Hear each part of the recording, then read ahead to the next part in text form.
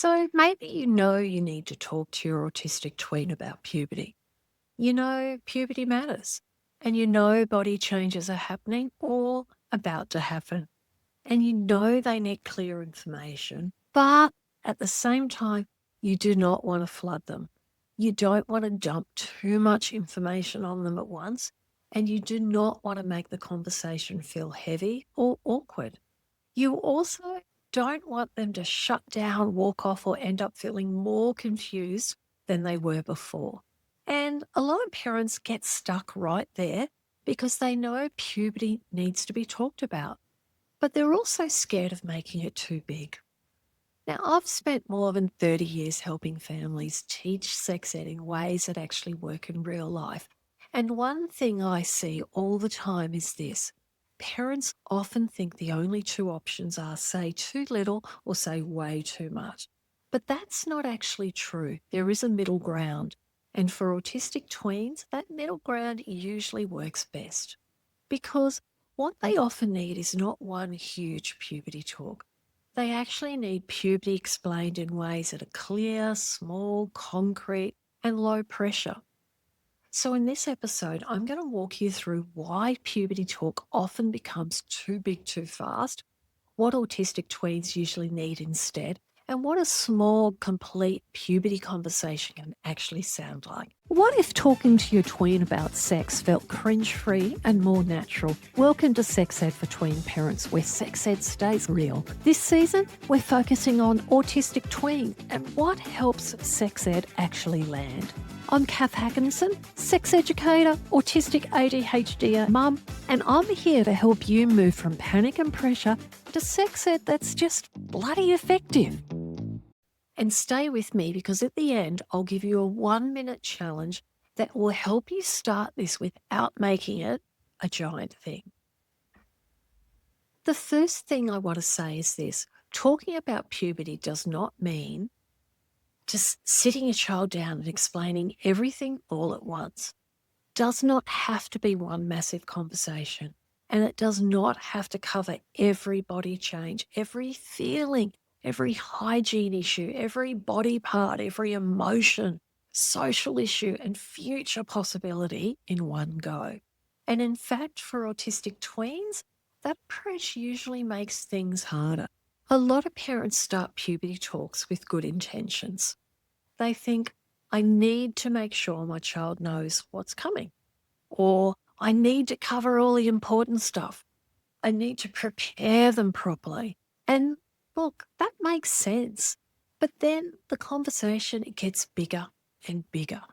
You start with body changes, and suddenly you're talking about periods, erections, wet dreams, body hair, bras, deodorant, mood changes, privacy, masturbation, consent, sex, and relationships, all in the one conversation.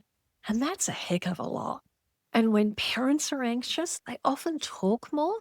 They add more detail, more warnings, more explanations, more, while I'm here, I should probably also mention. And before they know it, the whole thing has turned into an information dump. For autistic tweens, that can be really hard to take in, not because they can't learn it, but because it's too much at once, too many ideas, too much language, too little time to process, too much pressure to stay with the conversation. And when that happens, kids, they might go quiet, they might zone out, they might say, I know, they might get silly or annoyed or even try to leave. And parents often think, okay, that was a disaster. But often it's not the topic that was the problem, it's the size of the conversation, and that is a really important difference. So what works better? Well, usually concrete teaching, paced teaching, and low pressure teaching. Now, concrete means you use real words and say what you actually mean. So instead of saying you're growing up, you might say puberty means your body will change over time. You might grow body hair, smell different, or notice changes in your genitals. That's clearer. And paced means you do not try to do everything at once. You give your kid one piece, then stop. You let that piece land, and then you come back later with the next piece. And low pressure actually means your child does not have to respond on the spot. They do not have to make eye contact with you during the conversation. They don't have to ask a question immediately. And they do not have to prove that they understood. They just need access to the information. And that's the shift, because a lot of autistic tweens do much better with short conversations, one topic at a time, clear words, and room to process later on. And that might mean saying one sentence in the car, or one clear thing at bedtime, or answering a question without turning it into a giant lesson. And it might also mean saying something like, "You don't need to answer now. I just want you to know this." And that matters because it actually takes the pressure right down. And when that pressure drops, learning often gets easier. This is the bit I really want parents to hear.